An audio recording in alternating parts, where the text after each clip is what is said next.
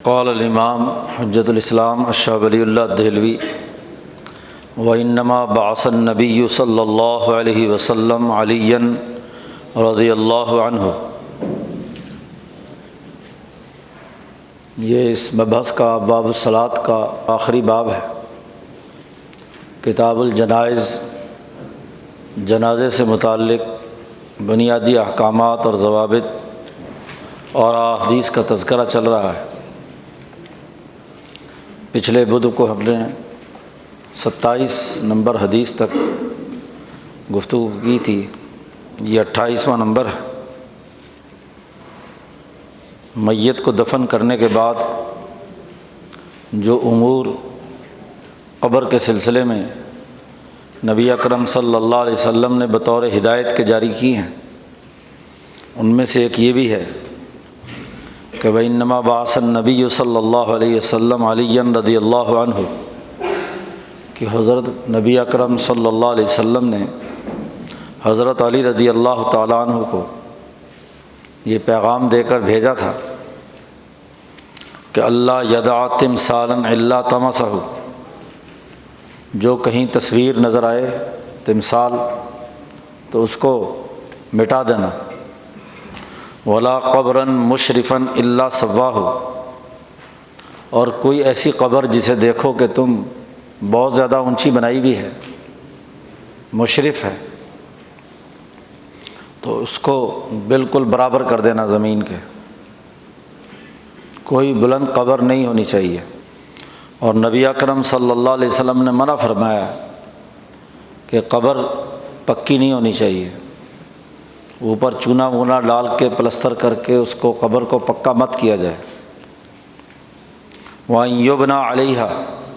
نبی اکرم صلی اللہ علیہ وسلم نے اس سے بھی منع فرمایا کہ کسی قبر پر کوئی قبہ یا کوئی عمارت بنائی جائے۔ نبی اکرم صلی اللہ علیہ وسلم نے اس سے بھی منع فرمایا کہ کسی قبر پر بیٹھا جائے، قبر پر بیٹھنا بھی ممنوع ہے۔ وقال صلی اللہ علیہ وسلم، یہ ہدایت بھی آپ نے جاری فرمائی کہ اس کی طرف رخ کر کے نماز بھی نہ پڑھی جائے، کسی بھی قبر کی طرف۔ یہ تمام روایات صحیح مسلم کی ہیں، جس میں قبروں پر عمارت بنانے، قبروں کو بہت زیادہ اونچا کرنے، قبروں کو پکے بنانے سے منع فرمایا، اور قبروں کی طرف رخ کر کے نماز پڑھنے سے بھی منع فرمایا۔ شاہ صاحب فرماتے ہیں اس کی وجہ یہ ہے کہ لِأَنَّ ذَلِكَ ذَرِيعَةٌ أَن يَتَّخِذَهَا النَّاسُ مَعْبُودًا، کہ اگر کسی قبر کی طرف رخ کر کے نماز پڑھی جائے تو آہستہ آہستہ یہ ہوگا کہ اس کو لوگ معبود بنا لیں گے، شرک کرنے لگیں گے، اور اس کی قبر کی تعظیم میں اتنا آگے بڑھ جائیں گے کہ جس کی حقدار وہ قبر نہیں ہے۔ ان یفرطوا فی تعظیمها بما لیس بحق، اس طرح دین میں تحریف کریں گے، جیسا کہ اہل کتاب یہود و نصارہ نے کیا کہ حضرت عیسیٰ علیہ السلام کو اور عزیر علیہ السلام کو اتنا بڑھا چڑھا دیا کہ اللہ کا بیٹا بنا دیا، اور عام طور پر بھی وہ قبروں کی اسی طرح پوجا کرتے تھے۔ نبی اکرم صلی اللہ علیہ وسلم نے ارشاد فرمایا، اور یہ فرمایا بھی اس وقت جب خود نبی اکرم صلی اللہ علیہ وسلم بیمار پڑ گئے، تو عائشہ صدیقہ رضی اللہ تعالی عنہا فرماتی ہیں کہ نبی اکرم صلی اللہ علیہ وسلم نے فرمایا لعن اللہ الیہود والنصارى اتخذوا قبور انبیائہم مساجدا، اللہ تعالیٰ یہودیوں اور عیسائیوں پر لعنت کرے کہ انہوں نے اپنے انبیاء کی قبروں کو سجدہ گاہ بنا لیا۔ نبی اکرم صلی اللہ علیہ وسلم نے فرمایا کہ میری قبر کو سجدہ گاہ مت بنانا، تو سختی سے حضور صلی اللہ علیہ وسلم نے جاتے ہوئے یہ وصیت کی۔ اب یہ روایات ہیں جن میں نہ تو قبر کی اتنے اونچے درجے کی تعظیم ہے کہ لوگ اس کو معبود بنا لیں، اور یہ بھی کہ اس پر بیٹھنے سے بھی منع فرمایا۔ ومعنی یہ جو حضور صلی اللہ علیہ وسلم نے فرمایا کہ قبر پر بیٹھنا نہیں چاہیے، قیل بعض لوگوں نے کہا ہے کہ ان یلازمہ المزورون، کہ جیسا کہ زیارت کرنے والے آ کر اس طرح کی حرکت کرتے ہیں کہ اس کے قبر کے قریب آ کر لمبی لمبی دیر تک بیٹھے رہتے ہیں۔ اور بعض لوگوں نے کہا ہے کہ اس کا مطلب یہ کہ قبروں کو پاؤں سے نہ روندا جائے، اور اس اعتبار سے تو میت کی تکریم کرنے کا حکم دیا ہے۔ شاہ صاحب کہتے ہیں کہ قبروں کے معاملے میں نہ تو ایک انتہا پر جانا چاہیے اور نہ ہی دوسری انتہا پر، درمیانی راستہ اختیار کرنا چاہیے۔ فالحق التوسط، میانہ روی، درمیانہ درجہ اختیار کیا جائے۔ وہ تعظیم جو شرک تک پہنچا دے، اور میت کی وہ توہین جو اس میت کی انتہائی ذلت اور رسوائی کا سبب بنے، دونوں باتیں نہیں ہونی چاہیے۔ نہ ہی جو میت کو جسے دفن کیا گیا ہے اس کو انسان سمجھ کر اس کی عزت کرنی چاہیے، اس کی توہین بھی نہیں کرنی چاہیے، اور نہ ہی اس کو اتنا بڑھا چڑھا کر کسی قبر کو بنا دیا جائے کہ سجدہ گاہ بن جائے۔ اس لیے درمیانہ راستہ اختیار کرنا مناسب ہے۔ 29ویں بات بیان فرمائی شاہ صاحب نے۔ شاہ صاحب فرماتے ہیں میت پر رونا، مرنے کے بعد کسی میت پر رونا، غم کا اظہار کرنا، یہ انسانی طبیعت کا حصہ ہے۔ لما کان البکاء علی المیت والحزن علیہ، میت پر رونا اور غمگین ہونا یہ انسان کی طبیعت کا ایسا حصہ ہے کہ لا یستطیعون ان ینفکوا عنہا، وہ طاقت نہیں رکھتے کہ اس سے بالکل ہی الگ رہیں، بالکل نہ روئیں اور بالکل غم اور حزن نہ اختیار کریں۔ یہ طبی بات ہے۔ اس لیے شریعت نے ایسے رونے پیٹنے کو کہ جس رونے سے آواز نہ آئے، جی صرف آنسو نکلیں، غم کا اظہار، تو اس کو چھوڑنے سے منع نہیں کیا کہ بالکل پابندی لگائی ہوگی کہ بالکل نہیں رونا، جیسے بعض انتہا پسند رونے والوں کے اوپر سختی اور تشدد کرتے ہیں۔ کیفا، شاہ صاحب فرماتے ہیں کیسے پابندی شریعت لگا سکتی ہے کہ یہ رونا تو ہر انسان کی طبی رقت، دل کی نرمی کا اثر ہوتا ہے۔ وَهُوَ ناشئ من رقۃ الجنسیہ، اور ایسا رونا تو پسندیدہ ہے۔ جس آدمی کو آنسو نہیں آتے اور اس کے دل میں نرمی نہیں ہے تو وہ تو بڑا ہی سخت دل، پتھر دل آدمی ہے۔ لِتَوَقُّفِ تَأَلُّفِ أَهْلِ الْمَدِينَةِ فِيمَا بَيْنَهُمْ عَلَيْهَا، اس لیے کہ جو کسی مملکت کے شہری اور ریاست کے لوگ ہیں، اگر ایک دوسرے پر غم کا اظہار نہ کیا جائے اور آنسو نہ بہائے جائیں تو پھر لوگوں کے درمیان پیار و محبت کیسے پیدا ہوگا؟ جبکہ ریاستوں کا قیام تو تعاون باہمی اور ایک دوسرے کے ساتھ پیار و محبت سے جڑا ہوا ہے۔ وَلِأَنَّهَا مُقْتَضَىٰ سلامت مزاج الانسان، اس لیے کہ یہ انسان کے مزاج کی سلامتی کی علامت ہے کہ آدمی کو طبی طور پر کوئی تکلیف اور غم پہنچتا ہے تو اسے رونا آتا ہے۔ نبی اکرم صلی اللہ علیہ وسلم، حضرت زینب رضی اللہ تعالیٰ عنہ جو حضور صلی اللہ علیہ وسلم کی صاحبزادی تھیں، ان کا ایک بچہ فوت ہو گیا، آخری وقت تھا، اس کے سانس نکل رہے تھے، تو بیٹی نے پیغام پہنچایا حضور صلی اللہ علیہ وسلم تک کہ آپ تشریف لائیں۔ حضور صلی اللہ علیہ وسلم تشریف لے گئے تو بچے کے سانس آخری تھے تو وہ اٹھا کر حضور کی گود میں رکھا تو حضور کی آنکھوں سے ٹپ ٹپ آنسو نکلنے لگے۔ تو 2-3 عرب کے جو بہادر، انہوں نے کہا یا رسول اللہ آپ کی آنکھوں سے آنسو؟ مرد کا کام کیا ہے آنسو بہانا؟ نبی اکرم صلی اللہ علیہ وسلم نے فرمایا کہ یہ تو رقت قلبی ہے، طبی بات ہے۔ جس آدمی کو کسی انسان کے مرنے پر دل میں کوئی حزن اور نرمی نہیں ہے تو وہ تو بڑا پتھر دل ہے۔ تو اس لیے اس پر مکمل پابندی بھی نہیں لگائی، اور فرمایا نبی اکرم صلی اللہ علیہ وسلم نے انما یرحم اللہ من عبادہ الرحماء، اللہ تعالیٰ اپنے ان بندوں پر رحمت کرتا ہے جو رحم دل ہوتے ہیں، جو انسانوں کے لیے نرمی۔ تو ایسا رونا کہ جس میں آواز نہ ہو، سینہ نہ پھاڑا جائے، نہ ہی شور شرابہ مچایا جائے، تو ایک غم کا اور دکھ کا اظہار چہرے سے ہو، تو ایسا رونا اور ایسی تکلیف قبول کرنا، اس میں کوئی حرج کی بات نہیں، یہ ایک طبعی کیفیت ہے۔ البتہ شور مچا کر اپنے جسم پر دہتڑ رسید کرنا، رونا پیٹنا، پورا محلہ اکٹھا کر لینا، رونے والیاں جمع کر لینا، یہ حرام اور ناجائز ہے، جیسا کہ اگلی حدیث میں نمبر 30 میں شاہ صاحب اگلی حدیث لائے ہیں کہ نبی اکرم صلی اللہ علیہ وسلم نے ارشاد فرمایا کہ اللہ تعالیٰ آنکھوں سے آنسو نکلنے پر نہیں عذاب دیتا، اور دل کے غمگین ہونے پر بھی کوئی عذاب نہیں دیتا،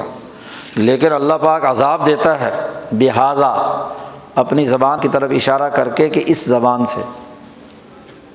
یعنی جب آدمی کسی دکھ اور غم پر زبان سے شور مچاتا ہے، یا اللہ تعالیٰ کو برا بھلا کہتا ہے، یا کہتا ہے بے وقت موت آ گئی، یہ ہو گیا وہ ہو گیا، تو اس طرح کی جو زبان سے جملے نکالتا ہے، اللہ تبارک و تعالیٰ اس پر عذاب دیتا ہے۔ ایک دوسری حدیث میں نبی اکرم صلی اللہ علیہ وسلم نے فرمایا کہ وہ آدمی ہمارے مسلمان جماعت کا حصہ نہیں ہے جس نے غم کے اندر اپنے گال پیٹ لیے، ضرب الخدود وشق الجیوب ودعا بدعوى الجاہلیہ، جس نے اپنا گریبان پھاڑا، کپڑے پھاڑے غم کی وجہ سے کسی کے مرنے پر، اور اپنے منہ پر تھپڑ رسید کیے، کسی کا ماتم کرتے ہوئے سینہ پیٹا، تو وہ ہم میں سے نہیں ہے۔ نبی اکرم صلی اللہ علیہ وسلم کی یہ واضح حدیث ہے۔ ودعا بدعوى الجاہلیہ، اور جس نے جاہلیت کے دعوے کیے، جاہلیت کی طرح رونا پیٹنا ماتم برپا کر لیا، یہ بخاری اور مسلم کی روایت ہے، متفق علیہ، صحیح ترین حدیث ہے۔ یہ شاہ صاحب کہتے ہیں کہ میں کہتا ہوں کہ السر فیہ، اس کا راز یہ ہے کہ ان ذالک سبب تہیج الغم، کہ اس کے نتیجے میں غم دوبارہ بھڑک اٹھتا ہے۔ جب بھی آپ اس طرح کی حرکت کرتے ہیں تو جو غم 3 دن سے زیادہ کی اجازت نہیں ہے، سوگ اس سے زیادہ کی اجازت نہیں ہے، تو اس غم کو بار بار زخموں کو کریدنا اور اس کا تذکرہ کرنا یہ غلط ہے۔ اور دوسری بات یہ ہے کہ وَإِنَّمَا الْمُصَابُ بِالسُّكْلِ بِمَنزِلَةِ الْمَرِيضِ، جس آدمی کو کسی کے مرنے پر تکلیف اور اذیت پہنچتی ہے، وہ ایسا ہی ہے جیسا کہ مریض ہو، جی، کیونکہ غم کی وجہ سے دل پھٹ رہا ہوتا ہے، آدمی جو ہے وہ بے کل اور پریشان ہوتا ہے۔ یہ ایسے ہی جیسے آدمی کو کوئی جسم میں کوئی تکلیف پہنچے تو اس سے آدمی بے چین ہوتا ہے، تو یہ قسم کا قلبی اور روحانی زخم ہوتا ہے۔ تو زخم کو بار بار چھیڑنا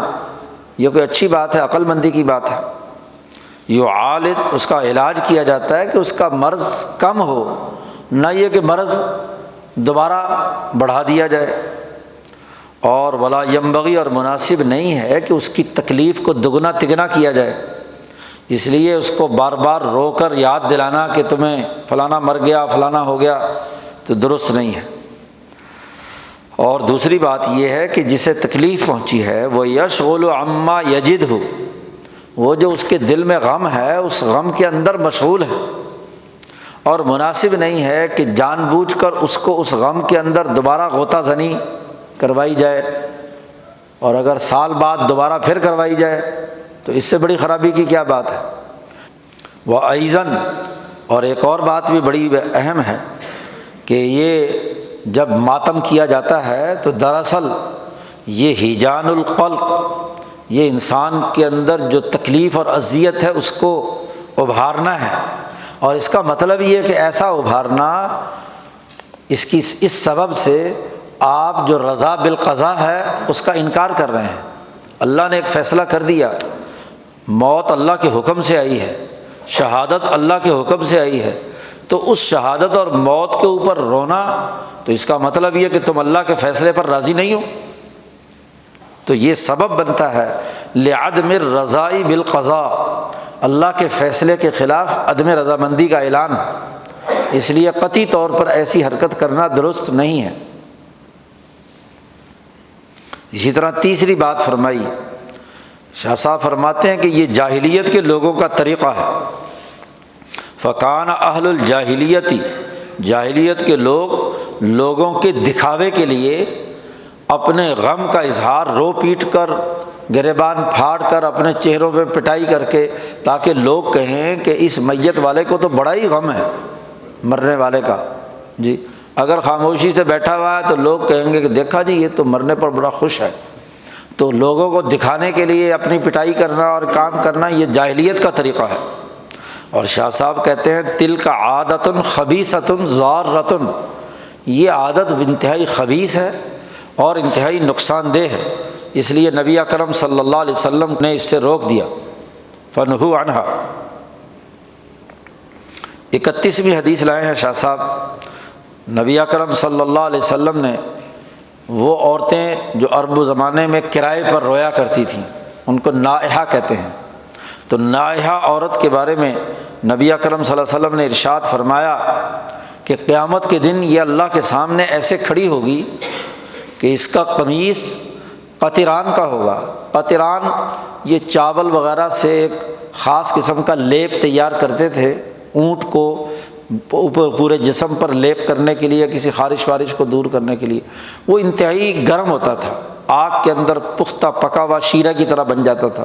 اور جب چپکتا تھا کسی اونٹ پر تو اس کی چیخیں نکال دیتا تھا۔ تو وہ کہا کہ وہ اس کی قمیض ہوگی، اور وہ درع من جرب، اور اس کا جو اوپر دوپٹہ ہوگا وہ خارش پیدا کرے گا اس کے پورے جسم میں، کیونکہ اس نے رو رو کر لوگوں کے دلوں میں خارش پیدا کی تھی، تو سزا بھی وہی دی جائے گی۔ نبی اکرم صلی اللہ علیہ وسلم کی اس حدیث کی شاہ صاحب تشریح فرماتے ہیں اقول انما کان کذالک، یہ سزا اس لیے ہے کہ اس لیے کہ اس عورت نے رو رو کر جرم اس کے پورے وجود کو گھیر چکا ہے، تو جیسے اس نے جرم کیا ہے ویسے ہی اس کی بدبو اس کے پورے جسم پر احاطہ کیے ہوئے ہے۔ تو چونکہ شہرت کے لیے اس نے یہ ساری حرکت کی ہے، یا پیسے کمانے کے لیے کہ جی میت کے جو ورثاء ہیں ایسے رونے پیٹنے پر کوئی پیسے ویسے دیں گے، تو اس کام کے لیے کیا ہے، اور یا یہ کہ کھڑے ہو کر چونکہ نوحہ کیا ہے اس نے، تو سب کے سامنے کھل کر وہ عورت رویا کرتی تھی، تو اس لیے اس کو سزا وہی دی گئی جو اس کی بنتی تھی۔ قیامت کے اندر یہ سزا کا اعلان نبی اکرم صلی اللہ علیہ وسلم نے فرمایا۔ 32ویں حدیث لائے ہیں، نبی اکرم صلی اللہ علیہ وسلم نے فرمایا کہ میری امت کے اندر 4 باتیں جاہلیت کی رہیں گی، ساری کی ساری امت نہیں چھوڑے گی، ایسے لوگ ضرور ہوں گے کہ جو یہ غلط حرکت جاہلیت والی کرتے رہیں گے۔ 4 باتیں کون کون سی ہیں؟ نبی اکرم صلی اللہ علیہ وسلم نے فرمایا کہ جاہلیت کی یہ 4 باتوں میں سب سے نمبر 1، متن میں تو شاہ صاحب نہیں لائے، الفخر فی الانصاب، اپنے نسب پر فخر کرنا کہ میں فلانی نسل سے ہوں، میں کی سپیریئر نسل سے ہوں، تو اپنی نسل پر جو حکمران طبقات ہوتے ہیں وہ اپنے نسلی تفاخر میں مبتلا ہوتے ہیں، یہ جاہلیت کا طریقہ ہے۔ تو یہ جاہلیت کا طریقہ قطعی غلط ہے، لیکن لوگ چھوڑتے نہیں ہیں۔ حضور صلی اللہ علیہ وسلم کا اس بات کے کہنے کا مطلب یہ کہ تنبیہ کرنا ہے کہ چھوڑ دینا چاہیے، کیونکہ جاہلیت کی باتیں۔ اور دوسری حرکت یہ ہے کہ کسی دوسرے کے نسب پر طعنہ زنی کرنا کہ تو کسی کمی کمین کا بیٹا ہے، نائی کا پتر ہے، فلانا ہے، ڈھمکانا ہے، اس طرح کی باتیں کر کے کسی پیشے کی بنیاد پر کسی دوسرے انسان کے نسب پر طعنہ زنی کرنا، توہین آمیز رویہ اختیار کرنا، یہ دوسری حرکت ہے کہ یہ جاہلیت کی بات ہے، کیونکہ اس کا مطلب یہ ہے کہ وہ اس کی پیدائش اس کے اپنے اختیار میں تو نہیں تھی، وہ کسی کالے کے گھر پیدا ہو گیا یا گورے کے گھر پیدا ہو گیا، اس میں اس کا اپنا عمل دخل نہیں ہے۔ جب آپ اس کو اس کے باپ کی گالی دیتے ہیں، اس کی ماں کی گالی دیتے ہیں، تو اس دراصل یہ دعویٰ جاہلیت ہے۔ جیسا کہ ایک حدیث میں آتا ہے کہ حضرت ابو ذر غفاری رضی اللہ تعالیٰ عنہ چونکہ قبیلہ بنو غفار کے تھے، اور یہ بلال حبشی کالے حبشی غلام تو کسی بات پر ان دونوں کے درمیان کوئی مسئلہ ہو گیا، اختلاف ہو گیا، تو حضرت ابو ذر غفاری نے اپنے نسب پر فخر کرتے ہوئے بلال حبشی کو کہا کہ تو کالی کلوٹی عورت کا بیٹا ہے۔ تو ان کو ان کی ماں کی شرم دلائی، تو بلال کو بڑی تکلیف ہوئی کہ مجھے ماں کی گالی دی ہے ابو ذر نے۔ وہ حضور صلی اللہ علیہ وسلم کے پاس حاضر ہوئے اور حضور صلی اللہ علیہ وسلم سے کہا کہ ابو ذر نے میرے ساتھ یہ حرکت کی ہے۔ تو حضور صلی اللہ علیہ وسلم نے ابو ذر کو بلا لیا، پوچھا اعیرتہ بامہ، تو نے اس کو اس ماں کی گالی دی تھی؟ تو انکا امرؤ فیک جاہلیہ، تو ایک ایسا آدمی ہے جس کے اندر ابھی جاہلیت کے اثرات ہیں، تیری تربیت ابھی پوری نہیں ہوئی کہ تو انسان کو حقیر سمجھتا ہے، اس کو کالی ماں کا بیٹا کہا تو نے کیوں؟ بڑی ڈانٹ ڈپٹ کی تو ابو ذر غفاری رضی اللہ تعالیٰ عنہ نے معافی مانگی اور علیحدہ لے جا کر بلال سے کہا کہ دیکھو میں زمین پر لیٹتا ہوں، اپنی ایک گال زمین پر رکھتا ہوں، دوسری گال پر تو اپنی ایڈی رکھ کر رگڑ اسے، تاکہ میرے اندر سے یہ جاہلیت والا خمار جو میرے نفس کے اندر پیدا ہوا ہے یہ ختم ہو۔ تو حضرت بلال نے بہت کہا کہ میں نے معاف کر دیا، معاملہ ختم ہو گیا، ہاں جی ایسے معاملہ۔ انہوں نے کہا نہیں، جب تک تو ایڈی میری گال پر نہیں رکھے گا تاکہ میرے اندر جو نسب پر فخر کا جو تکبر موجود ہے وہ ٹوٹے، اس وقت تک میں تجھے نہیں چھوڑوں گا۔ تو یہ تربیت کا انداز تھا نبی اکرم صلی اللہ علیہ وسلم کا۔ تو وہی بات ہے۔ تیسری بات نبی اکرم صلی اللہ علیہ وسلم نے فرمائی کہ لوگ جاہلیت کے اندر جب بارش کے لیے استسقاء یعنی بارش کی طلب کے لیے مانگتے تھے تو کہتے تھے فلانا ستارہ طلوع ہوگا تو بارش آئے گی، تو چونکہ ثریا طلوع ہو گیا ہے تو اب بارش آئے گی، مثلاً اس طرح کے دعوے تھے۔ نبی اکرم صلی اللہ علیہ وسلم نے فرمایا کہ یہ جاہلیت کا دعویٰ ہے، لوگ یہ نہیں چھوڑیں گے، ان پر علم نجوم کے اتنے گہرے اثرات ہیں کہ یہ ستاروں کے پیچھے بھاگتے رہیں گے، ستارے دیکھیں گے کہ فلانا ستارہ کہاں ہے، فلانا ذائچہ کہاں ہے، مسلمان ہیں، کلمہ گو ہیں، اور پھر ستاروں کے علم کی پیشن گوئیوں کے پیچھے بھاگتے ہیں، اپنا اپنا سٹار یاد رکھتے ہیں اور اس پر پتہ نہیں کیا روز ہی اخبار دیکھتے رہتے ہیں کہ اخبار میں کیا آیا ہمارے لیے۔ تو یہ جو نجوم سے اپنے بارے میں کسی بھی پیشین گوئی کے بارے میں سوچنا، حضور صلی اللہ علیہ وسلم نے فرمایا کہ یہ میری امت نہیں چھوڑے گی۔ اور چوتھی بات نبی اکرم صلی اللہ علیہ وسلم نے فرمایا کہ والنیاحہ، میت پر رونا پیٹنا، گلے پھاڑنا، سینہ کھوبی کرنا، زنجیر زنی کرنا، یہ بھی بہت بری بات ہے، جاہلیت کی بات ہے، میری امت نہیں چھوڑے گی۔ تو بات یہ ہے کہ یہ رونے پیٹنے کو بھی نبی اکرم صلی اللہ علیہ وسلم نے اس میں شامل کیا۔ اقول، شاہ صاحب اس حدیث کی تشریح میں فرماتے ہیں کہ نبی اکرم صلی اللہ علیہ وسلم نے اپنی امت کی حالت دیکھ کر بہت پہلے بھانپ لیا تھا کہ یہ حرکتیں چھوڑیں گے نہیں، انہم لا یترکون، اس لیے کہ لأن ذالک، یہ انسان کی طبیعت کا حد سے بڑا ہونا، بشری تقاضے کا حد سے بڑا ہونے کی بنیاد پر ہے کہ جب انسان کے اندر کوئی حمیت الجاہلیہ، جاہلیت کا تعصب پیدا ہوتا ہے یا اس کے اندر حیوانیت کا غلبہ ہوتا ہے تو یہ چار کام ضرور کرتا ہے، کہیں نہ کہیں اسے اپنے نسب پر فخر، دوسرے کے نسب میں کیڑے نکالنا، کہیں نہ کہیں علم نجوم کے ساتھ کوئی نہ کوئی تعلق ظاہر کرنا اور رونا پیٹنا۔ شاہ صاحب کہتے ہیں یہ ایسے ہی ہے جیسے کسی انسان کے اوپر شہوت کا بھوت سوار ہو تو وہ شہوت پوری کیے بغیر نہیں رہتا، تو ایسے یہ بھی حیوانیت کے تقاضے کے ساتھ یہ چاروں کام جو ہیں اس کے اندر ہیں، یہ حضور صلی اللہ علیہ وسلم نے بھانپ لیا۔ شاہ صاحب کہتے ہیں فإن النفوس لہا تیہن، لوگوں کے نفسوں میں تکبر ہوتا ہے، اور وہ تکبر جو ہے وہ اس سے ان کا نسب کا اظہار تکبر سے کرتے ہیں۔ والالفت بالاموات، اور لوگوں کے دلوں میں فطری طور پر اپنے مردے کے ساتھ ایک محبت ہوتی ہے، باپ ہے، ماں ہے، بیوی ہے، بیٹی ہے، بچہ ہے، جب وہ مرتا ہے تو اس کی طبیعت رونے کو ضرور چاہتی ہے، تستدعی النیاحہ۔ اور ورصد، اور وہ رصد گاہیں جس سے سورج چاند ستاروں کی گردش کا فلکیاتی علم حاصل ہوتا ہے، یہ بھی ہاں جی اس طرح کے لوگوں میں ہاں جی وہ ستاروں کی گردش کے اس نظام پر ہاں جی انہیں ٹھڑک ہوتا ہے، ہاتھ دیکھنے کا، ستارے دیکھنے کا، ذائچہ بنانے کا۔ تو یہ بھی انسان کے اندر ہاں جی بارش سے متعلق علم نجوم سے پیشن گوئیاں کرنے کا ان کے اندر مرض ہوگا۔ وَلِذَٰلِكَ لَن تَرَىٰ أُمَّةً مِّنَ الْبَشَرِ تم کسی امت کو نہیں دیکھو گے انسانوں میں سے، عربی ہوں یا عجمی، ان کے اندر یہ چاروں باتیں پائی جائیں گی۔ شاہ صاحب نے کہا یا ہندوستان میں دیکھ لو، عربوں میں دیکھ لو، اجمیوں میں دیکھ لو، ایرانیوں میں دیکھ لو، ہر ایک میں یہ کہیں نہ کہیں تھوڑی یا زیادہ یہ مرض موجود ہے، چاروں مرض۔ 33ویں حدیث لائے ہیں، نبی اکرم صلی اللہ علیہ وسلم نے ارشاد فرمایا عورتوں کے بارے میں، وہ عورتیں جو جنازے کے ساتھ جانا چاہتی تھیں قبرستان، تو وہ بیٹھی ہوئی تھیں۔ نبی اکرم صلی اللہ علیہ وسلم ایک جنازہ پڑھانے کے لیے تشریف لائے باہر، تو دیکھا کہ عورتیں بیٹھی ہوئی ہیں۔ فَإِذَا نِسْوَةٌ جُلُوسٌ تو حضور صلی اللہ علیہ وسلم نے پوچھا کہ مَا يُجْلِسُكُنَّ تمہیں کس چیز نے بٹھا رکھا ہے، کیوں بیٹھی ہوئی ہو یہاں؟ قلنا کہنے لگی کہ ہم جنازے کا انتظار کر رہی ہیں۔ نبی اکرم صلی اللہ علیہ وسلم نے پوچھا حل تغسلنا کیا تم نے مردے کو غسل دینا ہے؟ انہوں نے کہا کہ نہیں۔ حضور نے فرمایا کہ حل تحملنا کیا تم نے کندھوں پر اٹھا کر مردے کو لے کر جانا ہے؟ انہوں نے کہا نہیں۔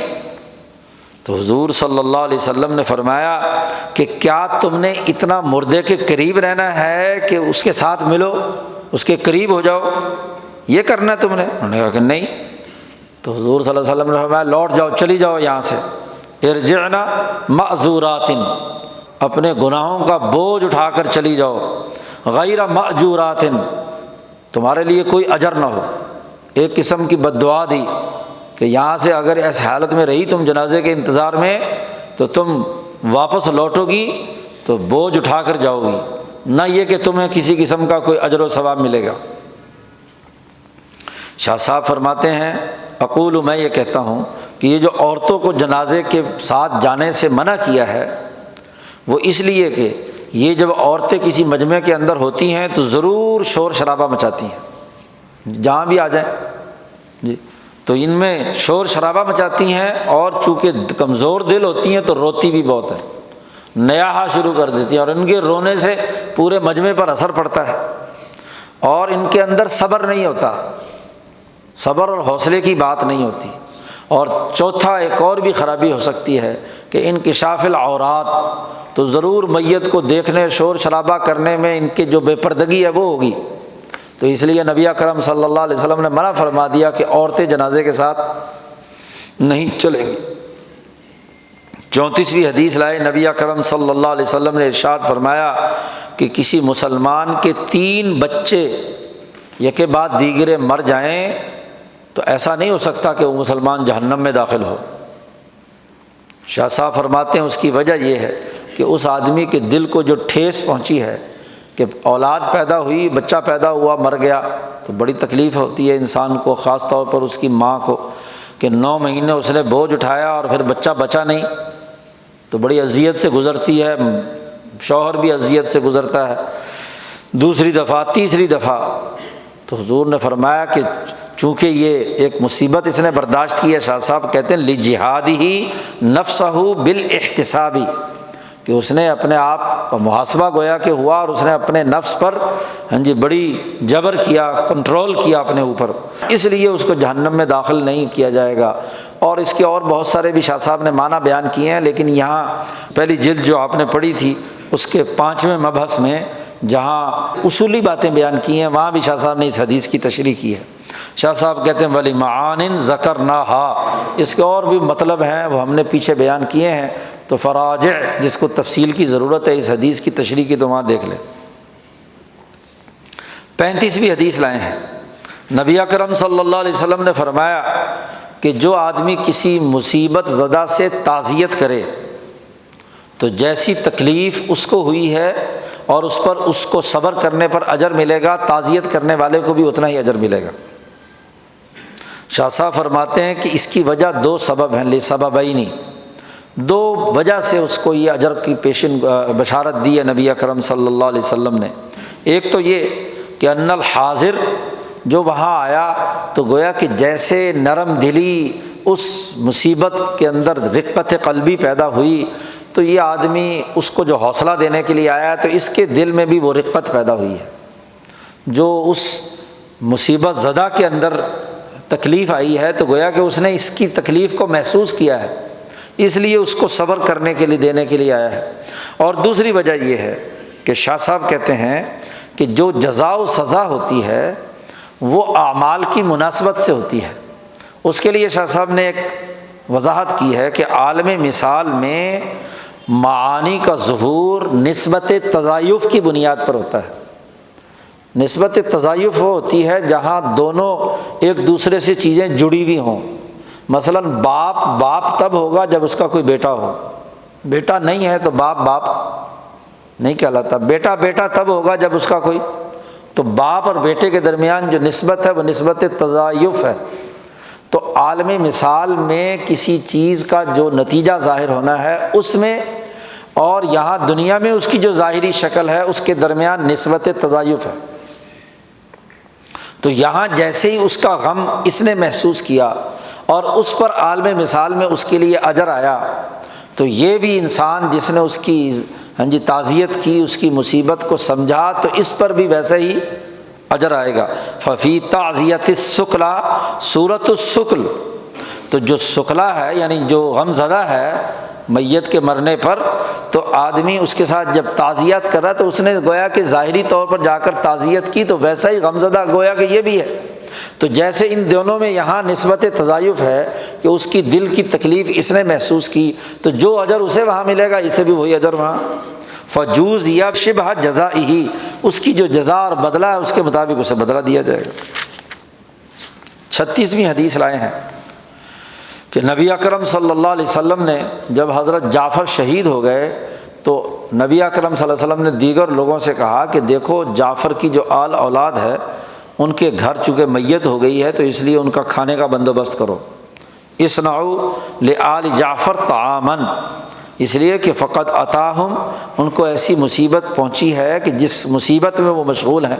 جس کے گھر میں میت ہوتی ہے وہ میت کے اس میں مصروف ہوتا ہے، غم زدہ بھی ہوتا ہے، روٹی پکانا مشکل ہوتا ہے، تو دوسرے لوگوں سے کہا محلے والوں سے کہ بھائی اس کے لیے کھانے کا انتظام کرو۔ یہ نبی اکرم صلی اللہ علیہ وسلم نے حکم فرمایا تھا۔ شاہ صاحب اس کی تشریح فرماتے ہیں کہ یہ اہل مصیبت کے ساتھ انتہا درجے کی شفقت اور محبت ہے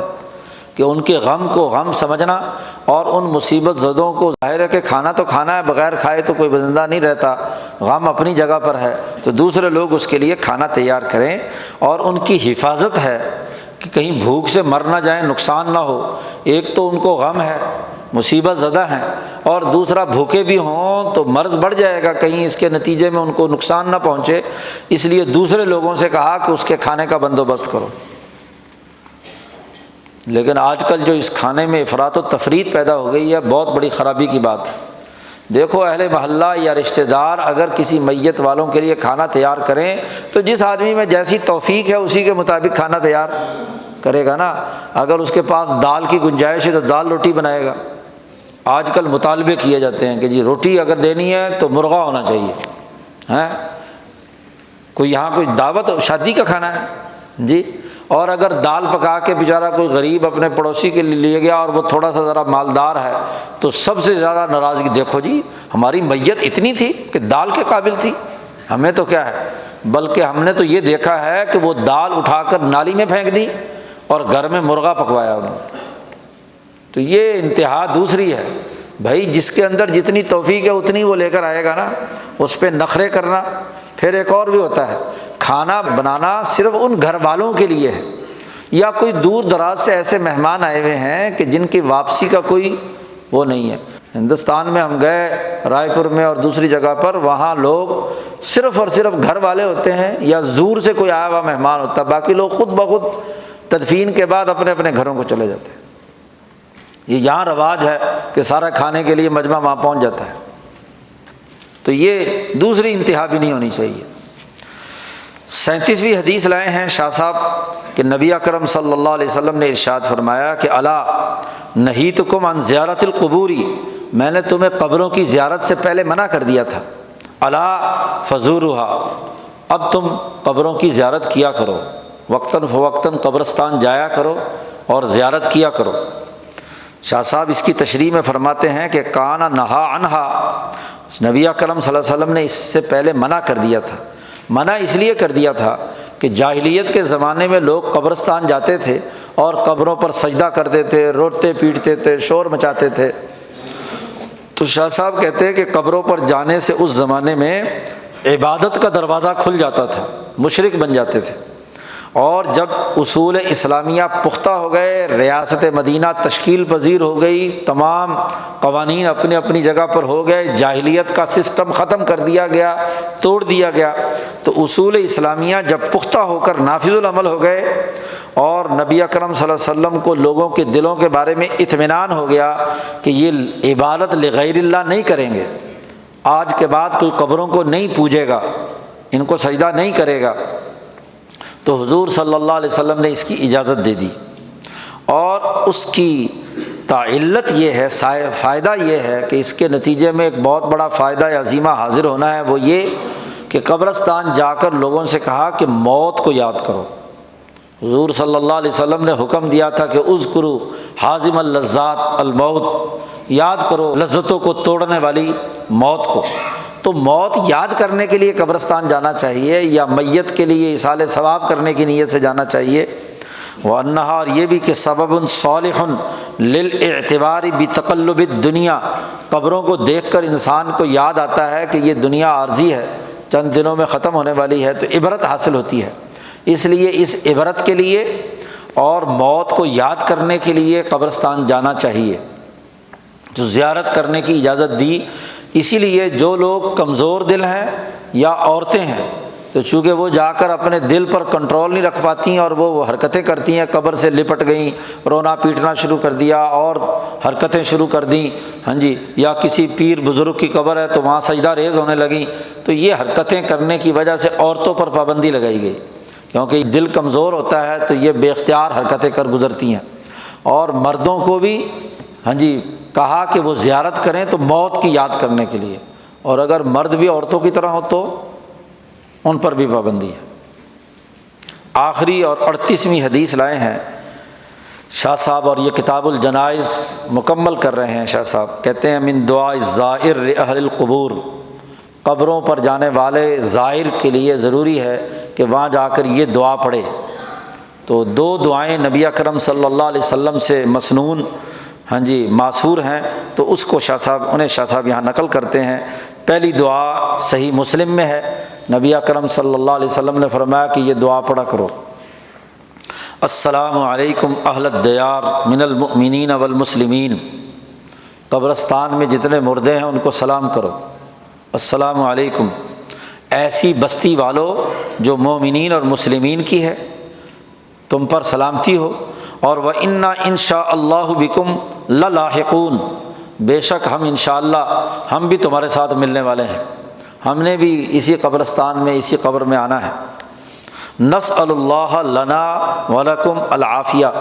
ہم سوال کرتے ہیں اللہ تعالیٰ سے اپنے لیے بھی اور تمہارے لیے بھی عافیت کا، کہ ہمیں عذاب سے بچائے۔ یہ دعا نبی اکرم صلی اللہ علیہ وسلم پڑھتے تھے، مسلم شریف کی یہ روایت ہے۔ اور ایک دوسری روایت میں ہے السلام علیکم یا اہل القبور، اے قبروں والو تم پر سلامتی ہو، یغفر اللہ لنا ولکم، اللہ تعالیٰ تمہیں مغفرت ہماری مغفرت بھی کرے اور تمہاری بھی کرے، انتم سلفنا ونحن بالأثر، ہاں جی تم ہم سے پہلے چلے گئے ہو، ہم تمہارے پیچھے پیچھے آ رہے ہیں۔ تو یہ الفاظ بھی نبی اکرم صلی اللہ علیہ وسلم سے مروی ہے۔ تو یہ کتاب الجنائز سے متعلق جتنے بنیادی اساسی امور تھے وہ مکمل ہو گئے۔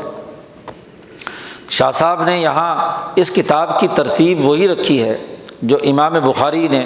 بخاری شریف کی رکھی ہے، اور وہ ترتیب وہی ہے جو کتاب مقدس قرآن حکیم نے فرائض اور عبادات کے حوالے سے قائم کی ہے کہ اقیموا الصلاۃ وآتوا الزکاۃ، نماز پڑھو اور زکوٰۃ ادا کرو۔ باقی فقہ کی کتابوں میں تو نماز کے بعد روزے کا تذکرہ آتا ہے۔ اس کی وجہ یہ ہے کہ عام لوگوں کو جو دنیا میں جتنے لوگ ہیں ان کے اندر اکثریت وہ ہے کہ ضروری نہیں کہ ان پر زکوٰۃ فرض ہو اور ضروری نہیں کہ حج فرض ہو، لیکن یہ دو عبادتیں ہر انسان پر فرض ہیں، نماز اور روزہ۔ اس لیے چونکہ جو عملی نظام ہے، فقہی نظام ہے، اس کے اندر تو جو عام انسانوں کی ضرورت تھی اس کا لحاظ رکھا گیا ہے، لیکن شاہ صاحب نے یہاں قرآنی تعلیم کو سامنے رکھا ہے کہ ہر نماز پڑھنے والے کو اپنے مال میں سے کچھ نہ کچھ اللہ کے راہ میں ضرور دینا چاہیے۔ زکوٰۃ شرعی فرض نہ ہو تو صدقہ خیرات بھی دینا چاہیے۔ تو اس زکوٰۃ کے عنوان میں آگے اگلا باب جو پورا قائم کیا ہے شاہ صاحب نے، وہ ابواب الزکوٰۃ سے متعلق ہے، تو اس میں فرض زکوٰۃ بھی، صدقات نافلہ بھی، صدقہ فطر بھی، ویسے صدقہ و خیرات بھی، تمام چیزیں شامل ہیں۔ تو نماز تو جسمانی عبادت ہے، اور جو مال ہے مالی عبادت ہے کہ اس کو اللہ کے راستے میں لوگوں پر خرچ کرنا۔ تو شاہ صاحب نے یہ عنوان قائم کیا، باب من ابواب الزکوٰۃ، زکوٰۃ کے ابواب میں سے یہ ایک باب ہے، پہلا باب ہے باب مصالح الزکوٰۃ۔ زکوٰۃ کی مصلحتیں شاہ صاحب نے بیان کی ہیں، اصولی طور پر یہ کتاب الزکوٰۃ یا ابواب الزکوٰۃ میں سے پہلا باب ہے۔ تو اس کے بنیادی اساسی اصول اور زکوٰۃ کے جو بنیادی مراحل ہیں اور اس کے بنیادی قوانین اور ضابطے ہیں، اس کے لیے شاہ صاحب یہ پہلا باب لائے ہیں۔ شاہ صاحب کا طریقہ کار یہی ہے کہ سب سے پہلے اس کا علمی قاعدہ اور ضابطہ اور اس کا فلسفہ بیان کرتے ہیں، پھر اس سے متعلق جو امور ہیں وہ احادیث مبارکہ کی روشنی میں ان کا تعین کرتے ہیں۔ شاہ صاحب فرماتے ہیں اعلم ان عمدۃ ما رعی فی الزکوٰۃ مصلحتان، علمی طور پر یہ بات جان لینی چاہیے کہ زکوٰۃ کے سلسلے میں جن مصلحتوں کی رعایت رکھی گئی ہے وہ بنیادی طور پر دو ہیں۔ دو مصلحتوں کو پیش نظر رکھ کر زکوٰۃ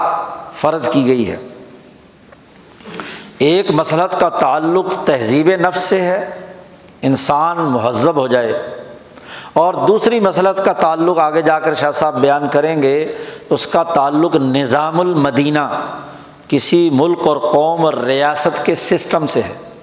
انسان پر دو بڑی ذمہ داریاں عائد ہوتی ہیں، وہ اپنے نفس کو بھی مہذب بنائے عبادات کے ذریعے سے، اعمال کے ذریعے سے، ذاتی شخصیت میں بھی انقلاب برپا کرے، اپنی برائیاں بد اخلاقیاں ان کو دور کرے۔ تہذیب کہتے ہیں بڑی ہوئی شاخوں کو کاٹ کر ہموار کرنا۔ تو انسانی نفس کے اندر جو حیوانی خواہشات اور تقاضے ہیں، اس کے نفس، قلب اور عقل میں، عقل بکر و فریب کا شکار ہے، قلب جو ہے وہ غلط ارادے اور عزائم باندھتا ہے، انسان کا نفس جو ہے وہ حد سے بڑی ہوئی خواہشات اور مطالبات کرتا ہے۔ تو تہذیب کا مطلب ہے اس بڑی ہوئی خواہشات کو کاٹ کر کے اس کو مہذب بنانا کہ نفس اپنا قرار واقعی کام کرے، قلب جو ہے اپنی ذمہ داریاں، اپنے ارادے اور عزائم اور فیصلے درست کرے، اور عقل جو ہے وہ دھوکہ کھائے بغیر صحیح تحلیل و تجزیہ کرے گرد و پیش کی چیزوں کا، وہ مکر و فریب کا شکار نہ ہو، حقائق اور معروضی تناظر میں عقل شعور کا فیصلہ کرے۔ تو عقل کا شعوری ہونا، قلب کا پختہ عزم والا ہونا، اور نفس کا ٹھیک ٹھیک اپنے ضروری طبی تقاضوں کی تکمیل کے لیے کردار ادا کرنا، یہ تہذیب نفس کہلاتا ہے۔ نفس کے تین ہی تقاضے ہیں، نفس، قلب اور عقل۔ نفس کو نفس دو معنی میں استعمال کیا جاتا ہے، ایک پوری روح ہے نفس ناطقہ کے لیے، اور ایک اس نفس ناطقہ کا وہ پہلو جو جگر کے ذریعے سے انسانی طبیعت کو کنٹرول کرتا ہے، اس کو نفس کہتے ہیں۔ تو مصلحۃ ترجع الی تہذیب النفس، پہلی مصلحت کا تعلق انسان کی تہذیب نفس سے ہے۔ اور تہذیب نفس کیا ہے؟ شاہ صاحب نے اس کی وضاحت کی، وہی انہا احضرت الشح، وہ یہ کہ انسانی نفس کے اندر بخل کوٹ کوٹ کر بھرا ہوا ہے، ہر وقت بخل حاضر رہتا ہے۔ یہ الفاظ قرآن حکیم ہی کے ہیں کہ احضرت الانفس الشح، انسانی نفسوں میں شح اور بخل، چیزوں کی محبت، چیزوں کو جمع کرنا، ہر وقت انسان کے نفس میں یہ حرکت رہتی ہے، احضرت الانفس الشح۔ اور شاہ صاحب کہتے ہیں یہ جو شح اور بخل ہے، یہ تمام بد اخلاقیوں میں سب سے زیادہ کبھی اور برا ہے،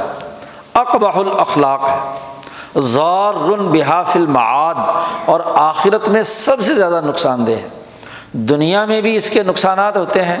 کہ جب آدمی کسی چیز کے ساتھ ایسا قلبی تعلق قائم کر لے کہ اس کے نہ ہونے پر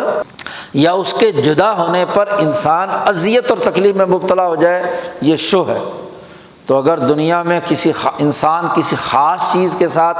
ایسی وابستگی اختیار کر لے کہ بس ہر وقت اسی کا دماغ میں خیال رہے، جی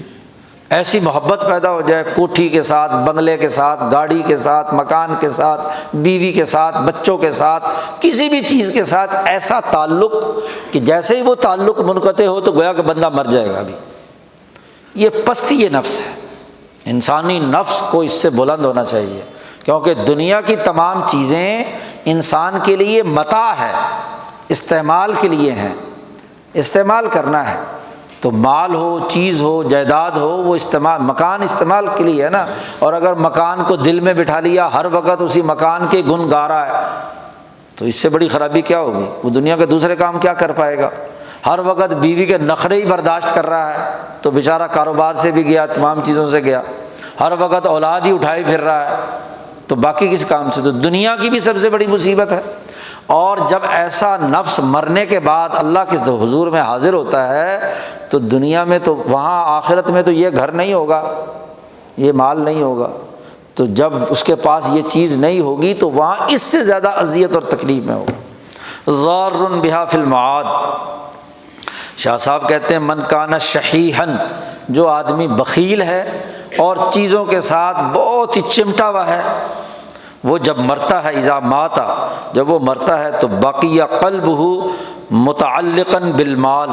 وہ اس کا اس مال کے ساتھ، اس پیسے کے ساتھ، اس سونے کے ساتھ، اس خزانے کے ساتھ اس کا دل چونکہ تعلق رکھتا ہے تو وہی سونا، وہی کوٹھی، وہی بنگلہ، وہی سب کچھ اس کے ذریعے سے ہی تپا کر اسے عذاب دیا جائے گا۔ اللہ نے کہا ہے نا کہ جو لوگ سونا چاندی کا خزانہ رکھتے ہیں، یعنی بخل کے ساتھ قلب ان کے ساتھ وابستہ ہے، تو یوم یحمى علیہا فی نار جہنم فتکوی بہا جباہہم وجنوبہم وظہورہم ھذا ما کنزتم، یہی وہ خزانہ تھا نا جس کے ساتھ تمہیں پیار تھا، اب یہی اسی کی اذیت برداشت کرو۔ وعذب بذلک، شاہ صاحب کہتے ہیں ومن تمرن بالزکاۃ، جس آدمی کو زکوٰۃ دینے کی مشق ہے، عادت ہے کہ اپنے مال کا کچھ حصہ نکال کر انسانیت پر خرچ کرتا ہے، غریبوں کے کام آتا ہے، مسکینوں کا بندوبست کرتا ہے، وَأَزَالَ الشُّحَّ مِن نَفْسِهِ، اس نے اپنے نفس سے بخل دور کر لیا، تو كَانَ ذَلِكَ نَافِعًا لَهُ، تو یہ اس کے لیے بڑا نفع بخش بات ہے کہ اس نے اپنے دل کا بخل دور کر کے ایک صحیح اور سچا انسان ہونے کا ثبوت دیا ہے، تو اس کے لیے بڑا نفع بخش بات ہے کہ اس نے اپنا وہ شح دور کر دیا۔ اس لیے قرآن نے کہا وَمَن یوق شح نفسہ فَأُولَٰئِکَ هُمُ الْمُفْلِحُونَ، جس نے اپنے نفس کے بخل سے نجات حاصل کر لی، اس سے وہ بچا رہا تو وہی کیا ہے؟ مفلحون، کامیاب ہے۔ اور پھر شاہ صاحب نے فرمایا یہ تو دنیا میں اس کے لیے فائدہ ہے، وَأَنفَعُ الْأَخْلَاقِ فِي الْمَعَادِ بَعْدَ الْإِخْبَاتِ لِلَّهِ تعالی۔ اخبات للہ، چار بنیادی اخلاق پیچھے بیان کیے تھے، طہارت، اخبات، سماحت نفس اور عدالت۔ تو شاہ صاحب کہتے ہیں اخبات للہ کے بعد، یعنی اللہ کے سامنے جھکنے، اس کی عبادت کرنے کے بعد چاروں اخلاق میں سب سے بہترین وہ خلق جس کا آخرت میں انسان کو نفع بخش بننا ہے، وہ سخاوت نفس ہے۔ ہوا سخاوت النفس، نفس کا سخی ہونا ہے۔ اور سخی ہونے کا یہ مطلب نہیں ہے کہ کچھ تھوڑے سے پیسے نکال کر لوگوں میں چھٹا دے دے۔ سخاوت نفس ایک خلق ہے، اور اس کا پتہ بھی اس حدیث سے چلا۔ نبی اکرم صلی اللہ علیہ وسلم نے ارشاد فرمایا کہ دیکھو آخری وقت میں حضور صلی اللہ علیہ وسلم کا یہ خطاب ہے، تکلیف کی حالت میں آپ صلی اللہ علیہ وسلم تشریف لائے تھے، منبر پر سر پر پٹی بندھی ہوئی تھی، آپ صلی اللہ علیہ وسلم نے فرمایا کہ ان ھذا المال خضرۃ حلوۃ، یہ مال بڑا سرسبز ہے، بڑا میٹھا ہے۔ آدمی کے پاس جیب میں پیسے ہونا تو منہ میں مٹھاس ویسے ہی آ جاتی ہے، پیسے نہ ہو تو بڑی تلخی ہوتی ہے۔ اور ذرا سی تنخواہ مل جائے، ادھر ادھر سے پیسہ مل جائے تو زبان میں پانی آنے لگتا ہے۔ نبی اکرم صلی اللہ علیہ وسلم نے فرمایا یہ حلوہ بھی ہے، مال حلوہ بھی ہے، اور خضیرۃ بڑا سرسبز ہے، اس کو دیکھ کر آنکھیں بڑی ٹھنڈی ہوتی ہیں۔ نبی اکرم صلی اللہ علیہ وسلم نے فرمایا کہ من اخذها بسخاوۃ نفس بورک لہ فیہا، جو آدمی اس کو مال کو لے سخاوت نفس سے تو اس کے لیے برکت دے دی جاتی ہے، اور جو آدمی اس کو لے من اخذها باشراف نفس، جو اشراف نفس سے اس مال کو لیتا ہے۔ اشراف نفس کسے کہتے ہیں؟ اشراف کا لفظی ترجمہ تو یہ ہے کہ جب آپ نے مثلاً کسی دیوار کے پار دیکھنا ہو نا تو آدمی ایڑیاں اٹھا اٹھا کر پیچھے جھانکتا ہے، اس کو کہتے ہیں اشراف۔ تو جب کوئی چیز نہ مل رہی ہو تو ایڑیاں اٹھا اٹھا کر اس کی طرف لپکنا۔ یہ سارے پاکستانی مولوی اپنے آپ کو حضرت تھانوی کا مرید کہتے ہیں۔ حضرت تھانوی نے مفاسد چندہ کے نام سے ایک کتاب لکھی ہے، اور اس میں فرمایا کہ دیکھو حقیر ہو کر ذلیل ہو کر مولویوں کا چندہ مانگنا حرام ہے، جبر فی التبرع ناجائز ہے۔ حضرت تھانوی کو کسی نے پیسے بھیجے اور منی آرڈر پہ لکھ دیا کہ جی پچھلی دفعہ پیسے بھیجے تھے تو رسید نہیں آئی تھی، اس دفعہ رسید نہ آئی تو میں آئندہ پیسے نہیں بھیجوں گا، تو 1,00,000 روپیہ تھا۔ حضرت تھانوی نے کہا کہ تو اگلے سال بند کرے گا، میں ابھی بند کرتا ہوں، یہ 1,00,000 واپس تیرا نہیں لیتا میں۔ اگر مجھ پر یہ اعتماد نہیں ہے کہ میں صحیح جگہ خرچ کر رہا ہوں یا غلط جگہ پر تو میں تیرا چندہ نہیں لیتا، لے جا۔ آج مولوی کو کیا 1,000-2,000 بھی دے دے تو واپس دینے کے لیے تیار نہیں ہے۔ یہ بڑی بدبختی، دین کا نام کام کرنا ہے تو عزت سے کرو۔ حضرت گنگوہی رحمۃ اللہ علیہ نے خط لکھا حضرت شیخ الہند کو دیوبند میں کہ جتنے وسائل ہوں اتنا کرنا، ضروری نہیں بھیک مانگنا، جی عزت سے اگر کام کر سکتے ہو دین کا تو کرو، ورنہ کیا ہے چھوڑ دو، کوئی ضرورت نہیں ہے۔ یہ دین کو بھکاری بنا دیا تو اس سے تہذیب نفس ہوگی۔ تو سخاوت نفس کے بجائے جس نے اشراف نفس سے ایڑیاں اٹھا اٹھا کر دوسروں کی جیبوں پر نظر رکھی تو وہ تو کیا ہے لم یبارک لہو فیہا، نبی اکرم صلی اللہ علیہ وسلم نے فرمایا اس میں کوئی برکت نہیں ہوگی۔ اور ایسا مال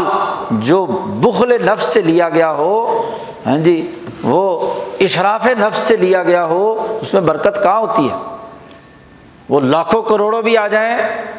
تو ختم ہو جاتے ہیں۔ اور جو سخاوت نفس سے ہو، بس ضرورت پوری کرنی ہے، اس کے مطابق اگر ہو تو پھر تو کیا ہے جائز ہے۔ حضرت عمر رضی اللہ تعالیٰ عنہ کو نبی اکرم صلی اللہ علیہ وسلم نے فرمایا کہ تو کسی سے بھیک مت مانگنا، کسی پر بوجھ مت بننا، اپنی محنت اور مشقت سے کمانا۔ جی دوسری دفعہ حضرت عمر رضی اللہ تعالیٰ عنہ کو حضور نے کچھ پیسے دیے، جی ان کے حصے کے، تو عمر فاروق نے لینے سے انکار کر دیا کہ آپ نے منع فرمایا تھا کہ کسی دوسرے سے کچھ نہیں لینا۔ تو حضور صلی اللہ علیہ وسلم نے وضاحت فرمائی کہ دیکھو اگر تمہیں اشراف نفس کے بغیر کسی نے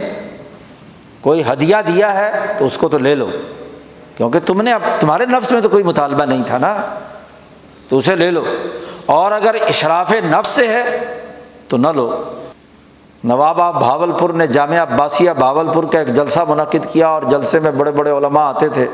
ہاں جی تو حضرت شیخ الہند مولانا محمود حسن، حضرت رائے پوری، اور حضرت بڑے بڑے حضرات مولانا خلیل احمد صاحب سہارنپوری، حضرت مولانا اشرف علی تھانوی، سارے لوگ آئے ہوئے تھے۔ تو جب بھاولپور سے ٹرین سہارنپور دیوبند کے لیے روانہ ہونے لگی تو وہاں ان کا جو سرکاری اہلکار تھا اس نے تمام لوگوں کو کرائے کے مد میں اور دوسرے مد میں پیسے دیے، تو باقی سب نے تو رکھ لیے، شیخ الہند نے بھی رکھ لیے۔ حضرت تھانوی کو دیے تو حضرت تھانوی نے کہا کہ نہیں میں نہیں لے سکتا، کیونکہ مجھے اشراف نفس ہوا تھا، میرے دل نے کہا تھا کہ چونکہ اب نواب صاحب کے مہمان ہیں تو جاتے ہوئے ضرور ایک لفافہ ملے گا، سرکار پیسے دے گی نا، تو یہ میرے دل میں خیال آ گیا تھا، اس لیے میرے لیے یہ پیسے لینا حرام ہے، میں نہیں لے سکتا، کیونکہ نبی اکرم صلی اللہ علیہ وسلم نے منع فرمایا ہے کہ جس کو اشراف نفس ہو جائے تو وہ پیسے نہ لے، واپس کر دیے۔ تو مولانا رحیم بخش صاحب جو وہاں کے دراصل وزیر اعظم تھے، حضرت حاجی امداد اللہ صاحب مہاجر مکی کے مرید تھے، پھر حضرت شاہ عبد الرحیم رائے پوری، حضرت شیخ الہند سے ان کا تعلق رہا۔ وہ وزیر اعظم تھے ریاست بھاولپور کے، تو وہ بھی عالم تھے، مولوی تھے۔ انہوں نے طریقہ سوچا کہ حضرت تھانوی کو پیسے تو دینے ہیں، لیکن دینے کیسے ہیں؟ اب انہوں نے تو ناجائز قرار دے کر کیا ہے واپس کر دیے پیسے، باقی حضرات نے رکھ لیے، حضرت شیخ الہند نے اور باقی حضرات نے۔ ان کو کوئی اشراف نفس نہیں ہوا جی، ان کو پرواہ نہیں تھی جی، تو ان کو پیسے انہوں نے رکھ لیے۔ اب انہوں نے جناب والا حضرت تھانوی نے انکار کر دیا، تو حضرت مولانا رحیم بخش صاحب نے وہ جو آدمی تھا اسے ٹرین کے آخری ڈبے میں سوار کرا دیا کہ ٹرین جب بھاولپور سے چلے اور ریاست بھاولپور اور نواب صاحب کی سرکار سے باہر نکل جائے، فیروز پور اسٹیشن پر رکے، تو وہاں جا کر حضرت تھانوی کو پیسے دے دینا جی۔ اب ٹرین چل پڑی، فیروز پور اسٹیشن پر اترے تو وہاں وہ آدمی آیا۔ اب چونکہ ریاست بھاولپور ختم ہو چکی ہے، نواب صاحب کا کوئی سرکاری وہاں تعلق نہیں رہا، اور یہ بات بھی طے ہو گئی کہ اب ہم ریاست سے نکل کر دوسرے پنجاب کے علاقے میں داخل ہو گئے ہیں، تو پھر وہ آیا منشی اور اس نے کہا کہ یہ حضرت اب رکھ لیں پیسے، ہاں جی۔ تو حضرت تھانوی نے رکھ لیے، کیوں کہ اب کوئی اشراف نفس نہیں تھا، پتہ نفس کو پتہ چل گیا کہ مجھے پیسے نہیں ملیں گے، تو سخاوت نفس تھی، تو حضرت تھانوی نے وصول کر لیے۔ تو بات بنیادی سی ہے، سخاوت نفس کی، اشراف نفس کی مذمت کی ہے نبی اکرم صلی اللہ علیہ وسلم نے۔ تو شاہ صاحب کہتے ہیں کہ اخبات للہ تعالیٰ کے بعد، نماز روزہ عبادات کے بعد سب سے اعلیٰ ترین خلق، نفع بخش خلق سخاوت نفس ہوا، سخاوت النفس۔ فکما، شاہ صاحب کہتے ہیں جیسے کہ اخبات انسانی نفس میں وہ کیفیت پیدا کرتا ہے جس کے ذریعے سے، اس عبادت کے ذریعے سے انسان التطلع الی الجبروت، عالم جبروت میں جھانکتا ہے۔ کیونکہ جب انسان نماز پڑھ رہا ہوتا ہے تو یناجی ربہ، حضور صلی اللہ علیہ وسلم نے فرمایا کہ اپنے رب سے وہ مناجات کر رہا ہے، سرگوشی کر رہا ہے، اپنے رب سے باتیں کر رہا ہے۔ تو جیسے نماز اللہ کے ساتھ، اللہ کے سامنے کھڑے ہو کر تطلع الی الجبروت، عالم جبروت کے ساتھ انسان کے جھانکنے کی بات پیدا ہوتی ہے، فکذالک السخاوت، ایسے ہی سخاوت نفس انسان کے اندر یہ استعداد پیدا کرتی ہے کہ البراءۃ عن الہیئات الخسیسۃ الدنیویہ، دنیاوی کمینی قسم کی عادتوں اور اطوار سے برات کا اعلان کرتی ہے، کیونکہ اس کے نزدیک کوئی پرواہ نہیں ہوتی۔ جس کا دل بڑا ہوتا ہے تو اس کی چیز کوئی گم بھی ہو جائے تو وہ اس کی پرواہ نہیں کرتا، کیونکہ سخاوت نفس ہے۔ شاہ صاحب نے سخاوت نفس کی تعریف کی ہے، پیچھے بھی گزری اور آگے ابواب الاحسان میں بھی آ رہی ہے کہ 4 بنیادی اخلاق کی جہاں تشریح کی ہے کہ سخاوت نفس یہ ہوتا ہے کہ اس کے اندر حرص نہ ہو، لالچ نہ ہو، اس کے ساتھ وابستی نہ ہو، اس کی قیمتی ترین چیز بھی ضائع ہو جائے تو اس کے نفس پر کسی قسم کا کوئی قلق اس کے اوپر نہ ہو،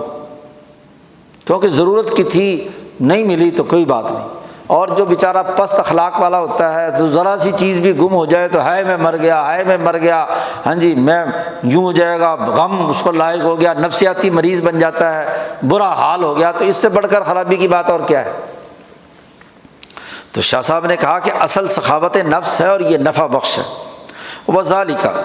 اور سخاوت نفس کی بنیاد کیا ہے؟ شاہ صاحب مزید اس کی کھوج میں گئے۔ وذالک، اس کی وجہ یہ ہے کہ سخاوت نفس کی اصل وجہ یہ ہے کہ انسان کی روح ملکوتی اس کی روح حیوانی کے اوپر غالب آ جائے۔ قہر الملکیت البہیمیۃ، ملکیت کا قاہر ہونا، غالب ہونا اس کی بہیمیت پر، اور وَأَن تَكُونَ الْمَلَكِيَّةُ هِيَ الْغَالِبَةُ، اس کی جو ملکیت ہے وہ غالب آ جائے، اور وَتَكُونُ الْبَهِيمِيَّةُ مُنْصَبِغَةٌ بِصِبْغِهَا، کہ وہ بہیمیت جو ہے وہ اس کے رنگ میں رنگی جائے، ملکیت کے رنگ میں، اور اس کے حکم کو قبول کر لے جی، وہ اس کے حکم کو قبول کرنے والی بن جائے، یہ ہے سخاوت۔ تو جب سخاوت نفس ہوتی ہے تو جیسے ملکیت وہ دنیا کی کسی چیز کے ساتھ قلبی تعلق نہیں رکھتی، ایسا ہی رنگ اس کی بہیمیت پر آ جائے تو یہ سخاوت نفس۔ اور شاہ صاحب فرماتے ہیں وَمِنَ الْمُنَبَّهَاتِ عَلَيْهَا بَذْلُ الْمَالِ مَعَ الْحَاجَةِ إِلَيْهِ، اور بہیمیت کو ڈانٹ ڈپٹ کرنے والی باتوں میں سے ایک بات یہ بھی ہے کہ جس مال کی ضرورت بھی ہو اس کو دوسرے غریب انسان پر خرچ کرنا۔ اسی لیے کہا لَن تَنَالُوا الْبِرَّ حَتَّىٰ تُنْفِقُوا مِمَّا تُحِبُّونَ، فالتو چیز ہو، ہاں جی، کسی کام کاج کی نہیں، چلو جی غریبوں کو دے دو جی، یا دولت زیادہ آ گئی تو جو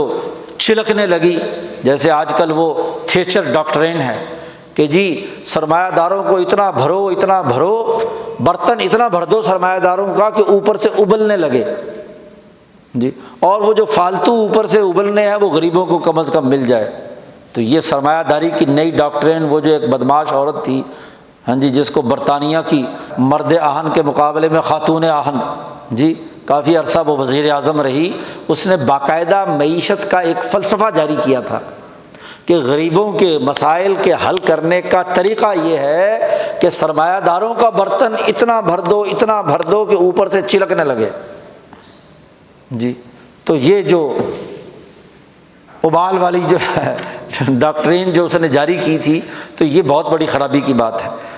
اس لیے نبی اکرم صلی اللہ علیہ وسلم نے فرمایا کہ تم اس وقت تک نیکی حاصل نہیں کر سکتے جب تک کہ اپنی محبوب ترین چیز اللہ کے راستے میں خرچ کرو۔ تو جس چیز کی ضرورت ہے، ضرورت کے باوجود اپنی ضرورت پر دوسرے کو ترجیح دینا، یہ انسانی بہیمیت کو توڑنے میں، اس کو تنبیہ کرنے میں بڑا بنیادی کردار ادا کرتی ہے۔ نمبر ایک، 4 چیزیں ہیں جو منبہات ہیں، تنبیہ کرتی ہیں بہیمیت کو۔ نمبر ایک تو یہ کہ مال کی ضرورت تھی اور اس کے باوجود، ضرورت کے باوجود کسی دوسرے پر خرچ کرنا، ضرورت مند پر۔ وَالْعَفْوُ عَمَّنْ ظَلَمَ، اور جو ظلم کرے، ذاتی طور پر آپ کو کوئی نقصان پہنچائے، آپ پر ظلم کریں، اسے معاف کر دینا۔ یہ بھی بہیمیت کو توڑتی ہے کہ آپ کسی کی زیادتی کا بدلہ زیادتی کے طور پر نہ دیں۔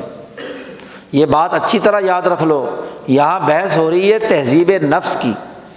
ایک فرد کی ذاتی زندگی میں کسی فرد کا کسی نے نقصان اور ظلم کیا ہے تو اس کا بہترین طریقہ وہی ہے جو قرآن حکیم نے بیان کیا کہ جو معاف کر دیا، وَلَمَنْ صَبَرَ وَغَفَرَ إِنَّ ذَلِكَ مِنْ عَزْمِ الْأُمُورِ۔ ایک تو یہ ہے، اور ایک آگے نظام المدینہ کی بات آ رہی ہے۔ کوئی ایسا ظالم ہے جس نے پورے سسٹم کو تباہ و برباد کر دیا، تو اس کے لیے اللہ پاک نے کہا ہے کہ اس کا بدلہ لینا ضروری ہے جی، اس کا مقابلہ کرنا، اس ظالم کی گردن کھینچنا، اس کے بالوں سے پکڑ کر گھسیٹنا، لَنَصْفَهُمْ بِالنَّاصِيَةِ، یہ ضروری ہے۔ جو سوسائٹی کا ظالم ہے، اجتماعیت کو توڑنے والا ہے، اس کے خلاف انقلاب ہے۔ یہاں گڑبڑ کر دیتے ہیں ہمارے لوگ، جب یہاں ہاں جی لوگ واز کہتے ہیں نا تو کہتے ہیں جی ظلم تو معاف کر دینا چاہیے، جی کیا ہوا جی اس نے ظلم کیا تھا۔ ظلم انفرادی ہے، آپ کا ذاتی ہے، تو آپ اپنی ذات کی حد تک اس کو معاف کر کے اپنے تہذیب نفس کے لیے اسے استعمال میں لا سکتے ہیں۔ لیکن اگر ظلم اجتماعی ہے، جرم خرابی ہے پورے سوسائٹی کے لیے، تو اس ظالم کا مقابلہ کر کے مظلوموں کو اس ظالم سے نجات دلانا یہ فرض ہے جی، ذمہ داری ہے۔ اور تیسرا یہ کہ وَالصَّبْرُ عَلَى الشَّدَائِدِ فِي الْكَرِيهَاتِ، مصیبتوں میں جب انسان پر تکلیفیں آتی ہیں تو انسان کا ڈٹ جانا، صبر و استقامت کا مظاہرہ کرنا، ان تکلیفوں کی پرواہ نہ کرنا، تکلیفیں اور مشقتیں اپنی بہیمیت پر برداشت کرنا، یہ بھی منبہات میں سے ہے۔ اور چوتھی چیز یہ ہے کہ انسان بِأَن يَهُونَ عَلَيْهِ عَلْمُ الدُّنْيَا لِإِبْقَائِهِ بِالْآخِرَةِ، دنیا کی تکلیفوں کی کوئی اہمیت اس کے نزدیک نہ ہو، ہاں جی، آخرت کی تکلیف اس کے سامنے ہو، آخرت کی جہنم اور اس کا عذاب اس کے سامنے ہو تو اس کی بہیمیت ٹوٹتی ہے۔ تو یہ تمام وجوہات ہیں کہ تہذیب نفس سخاوت نفس کے بغیر نہیں ہو سکتی۔ تو سخاوت نفس کے بغیر نہیں ہو سکتی، یہ ایک بنیادی قانون اور ضابطہ بیان کر کے شاہ صاحب نے کہا فَأَمَرَ النَّبِيُّ صلی اللہ علیہ وسلم بِكُلِّ ذَلِكَ، نبی اکرم صلی اللہ علیہ وسلم نے ان تمام باتوں کا حکم دیا، چاروں باتوں کا، کہ مال خرچ کرو ضرورت کے باوجود،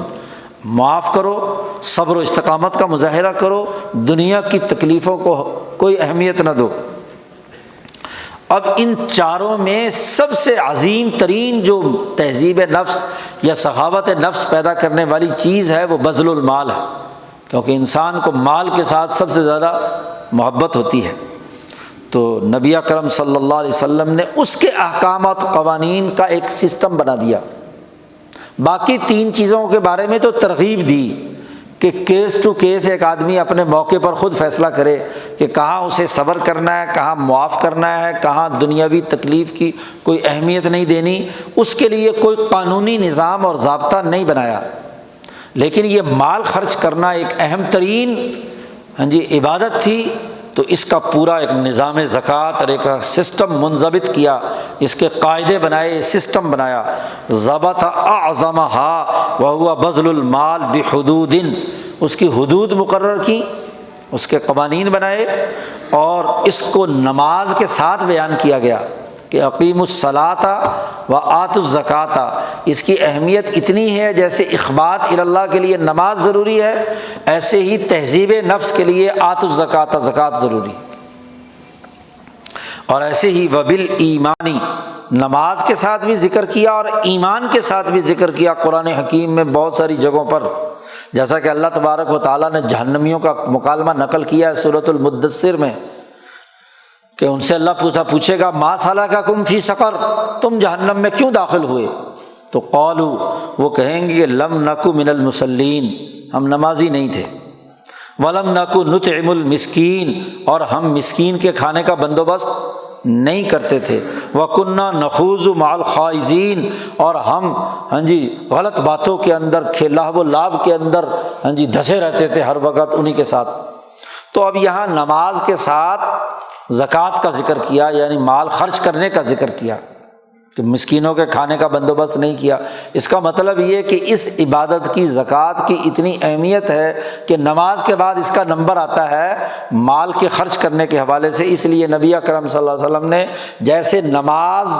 الصلاۃ کا نظام بتلایا کہ وضو ہے، نماز پڑھنے کا طریقہ ہے، اذان ہے، جماعت ہے، وغیرہ وغیرہ، ایسے ہی زکوٰۃ کی اہمیت تھی تو زکوٰۃ کا بھی پورا نظام متعین کیا نبی اکرم صلی اللہ علیہ وسلم نے۔ یہ جو پہلی مسئلہ تہذیب نفس ہے، اس کا پہلا بنیادی قانون بیان کیا بذل المال یا سخاوت نفس۔ اس کا ایک اور پہلو بھی ہے، تہذیب نفس کا ایک اور پہلو بھی ہے، نمبر 2، وَأَيْضًا، وہ یہ بھی ہے کہ فَإِنَّهُ إِذَا عَنَّتْ لِلْمِسْكِينِ حَاجَةٌ شَدِيدَةٌ، جب کسی مسکین اور غریب آدمی کو شدید ضرورت پیش آئی کہ اس کو بھوک لگی ہے، کپڑے لتے کی ضرورت ہے، کوئی اور ضروریات ہے کسی مسکین کو، تو وقتضا تدبیر اللہ کی تدبیر تقاضا کرتی ہے کہ اس غریب اور مسکین اور یتیم کی ضرورت پوری کی جائے۔ جب وہ اللہ سے مانگتا ہے، خاص طور پر نہ بھی مانگے تو مظلوم کی جو حالت ہے، مسکین کی جو حالت ہے، وہ اللہ تعالیٰ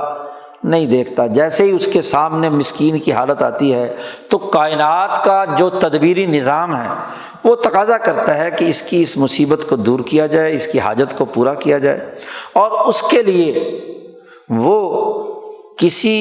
آدمی کے دل میں مال خرچ کرنے کا الہام ڈالتا ہے، دل میں خیال ڈالتا ہے کہ تو مال خرچ کر۔ تو اللہ کی طرف سے کسی آدمی کے دل میں، نیک آدمی کے دل میں یہ خیال ڈالتا ہے، الہام ڈالتا ہے، فکانہ ہوا ذالکا، اور وہ آدمی اسی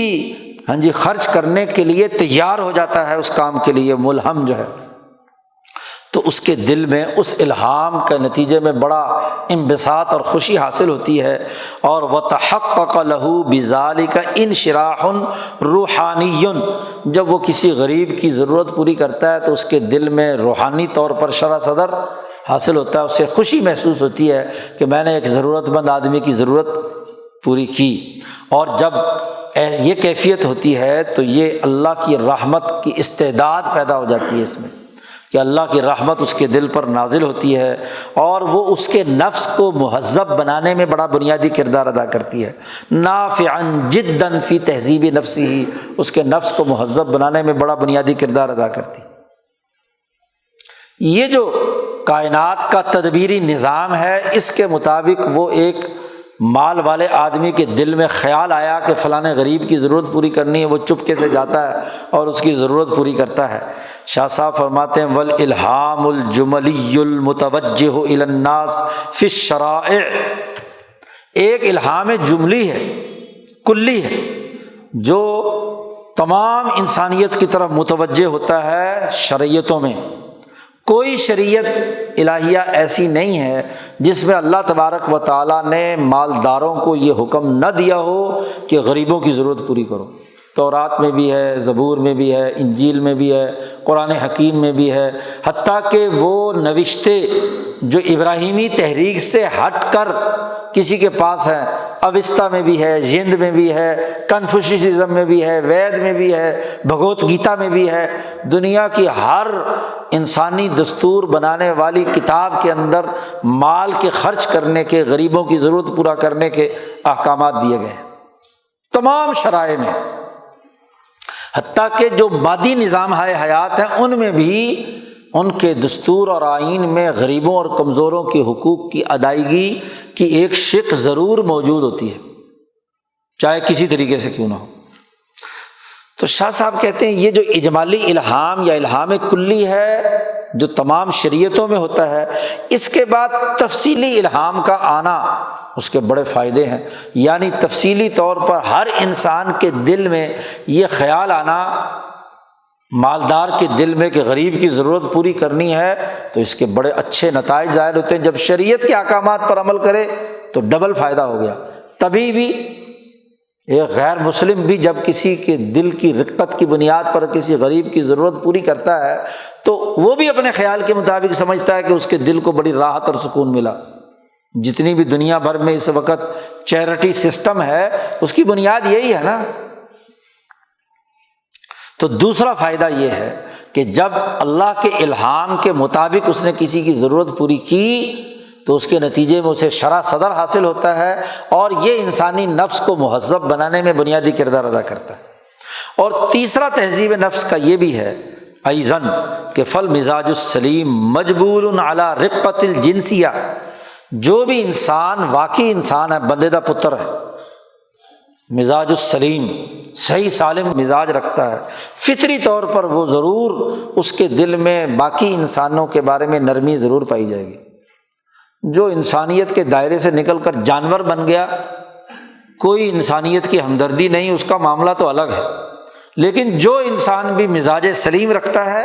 وہ مجبول علی رقۃ الجنسیہ۔ اور شاہ صاحب کہتے ہیں وَهَذِهِ خَصْلَةٌ، یہ وہ بنیادی عادت ہے جس پر اکثر اخلاق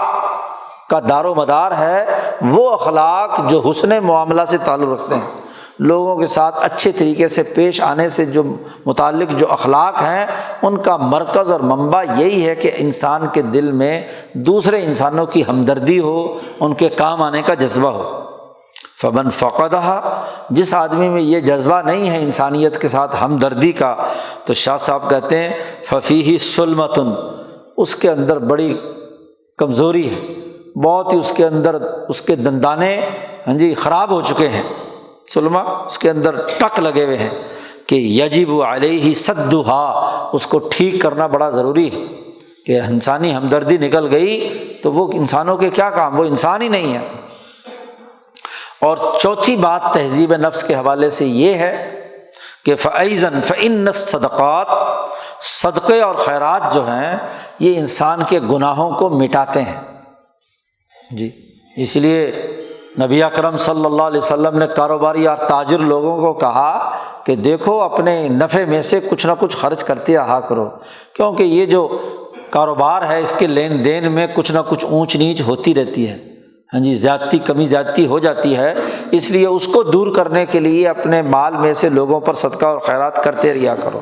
اور برکات اس میں زیادہ ہوتی ہیں۔ اس کی تفصیلات شاہ صاحب پیچھے ایک باب میں بیان کر چکے ہیں، اس کی طرف اشارہ کیا ہے، 5ویں باب میں جہاں کتاب الزکوٰۃ پر گفتگو کی تھی، اس کے اصول بیان کیے تھے، اس کے فوائد و ثمرات وہاں شاہ صاحب نے تفصیل سے بیان کیے ہیں، تو اگر کسی کو ضرورت ہے تو وہاں جا کر پڑھ لے۔ تو تہذیب نفس میں 4 چیزیں ہیں جی، سخاوت نفس ہے، دوسرا اللہ کی طرف سے الہام پر عمل درآمد ہے، نوع انسانی کے تقاضوں کے تحت انسانی ہمدردی ہے، اور چوتھا یہ کہ اگر ان سے کوئی انسان سے کوئی غلطیاں کوتاہیاں ہو جائیں تو اس گناہوں کو مٹانے کا ذریعہ ہے زکوٰۃ۔ تو یہ تہذیب نفس کے لیے بذل المال، یہ مصلحت تو ایک ہے۔ دوسری مصلحت شاہ صاحب بیان کرتے ہیں ومصلحۃ، دوسری مصلحت اس زکوٰۃ اور مال کے خرچ کرنے میں وہ ہے کہ ترجع الی المدینہ، وہ مملکت اور ریاست سے تعلق رکھتی ہے، شہریت اور سویلائزیشن کا تقاضا ہے۔ سوسائٹی کی تشکیل کے امور میں سے زکوٰۃ کا بڑا گہرا تعلق ہے، اور اس کے دو پہلو بیان کیے ہیں۔ شاہ صاحب کہتے ہیں کہ جب بھی کوئی ریاست اور مملکت قائم ہوتی ہے تو انہا تجمع لا محالۃ الضعفاء، ضرور ہر ریاست میں کمزور لوگ بھی ہوں گے، حاجت مند بھی ہوں گے، اور اس ریاست پر کوئی نہ کوئی آفت قدرتی آ سکتی ہے کہ تغدو علی قوم و تروح علی آخرین، کچھ لوگوں پر کوئی قدرتی آفت آ گئی، زلزلہ آ گیا، کوئی اور مصیبت آ گئی، ہاں جی ان کی ضرورت ہے۔ اور اگر یہ سنت جاری نہ ہو کہ فقیروں، کمزوروں یا مصیبت زدوں کی مدد کرنا اور حاجت مندوں کی ضرورت پوری کرنے کی یہ سنت جاری نہ ہو تو بیچارے کمزور لوگ تو ہلاک ہو جائیں اور بھوک سے مر جائیں جی۔ تو اگر لوگوں میں مواصلات ہوگی، مال خرچ کرنے کا جذبہ ہوگا، تو ایسی کسی قدرتی آفت، ایسی کسی کمزوری کے اس پر جو کما نہیں سکتے، کماتے محنت تو کرتے ہیں لیکن ضرورت پوری نہیں ہوتی، تو ان کی ضرورت کو پورا کرنے کا اگر نظام بنا دیا جائے، نظام المدینہ اس کا تقاضا کرے، تو یہ ضروری ہے تاکہ ان کو ہلاکت سے بچایا جائے۔ ایک تو مدینہ اور ریاست کی تکمیل کے لیے غریبوں کے کام آنا، ان کی حادثات اور مصیبت میں قدرتی جو مصیبتیں آئی ہیں ان کی ضرورت پوری کرنے کے لیے زکوٰۃ فرض کی گئی۔ وَأَيْضًا، دوسرا یہ ہے کہ فَنِظَامُ الْمَدِينَةِ يَتَوَقَّفُ عَلَى مَالٍ، دنیا کا کوئی مملکت کا نظم و نسق مال کے بغیر نہیں چلایا جا سکتا۔ انتظامات کرنے ہیں، حکومتی ڈھانچہ ہے،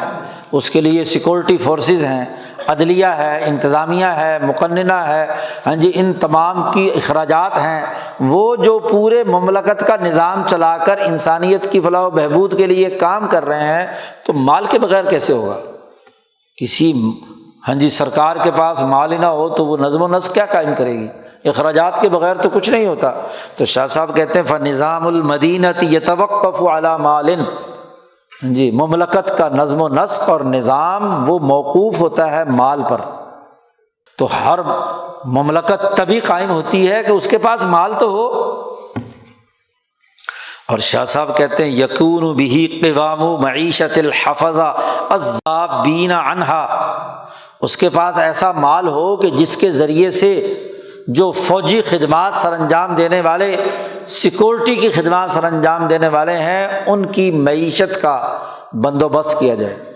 ان کی ضروریات پوری کی جائیں، ان کے تنخواہیں دی جائیں، کیونکہ وہ تو سیکورٹی پر کھڑے ہوئے ہیں، ملکی دفاع کے لیے، ملکی نظم و نسق کے لیے کام کر رہے ہیں۔ وہ نہ تجارت کر سکتے ہیں، نہ زراعت کر سکتے ہیں، نہ صنعت لگا سکتے ہیں،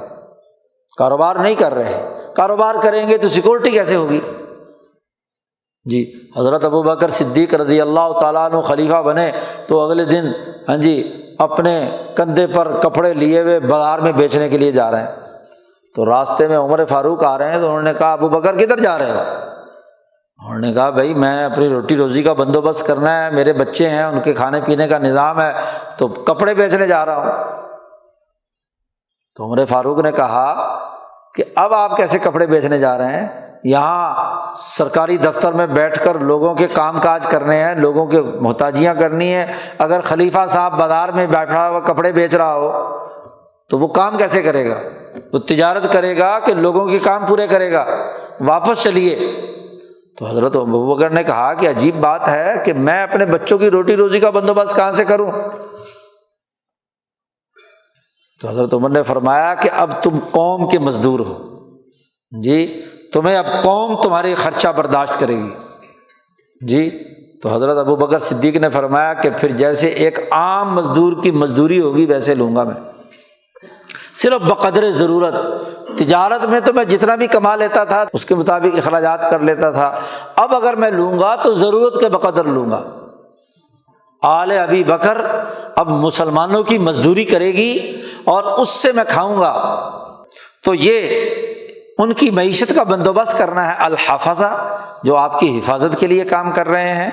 الذابین عنہا دشمنوں کو دور بھگانے کا کام کر رہے ہیں، ان کے لیے سرکاری اخراجات کرنے ہیں۔ اور دوسری قسم وہ ہے والمدبرین السائسین لہا، وہ سیاستدان جو ملک کا نظم و نسق کی تدبیر سوچتے ہیں،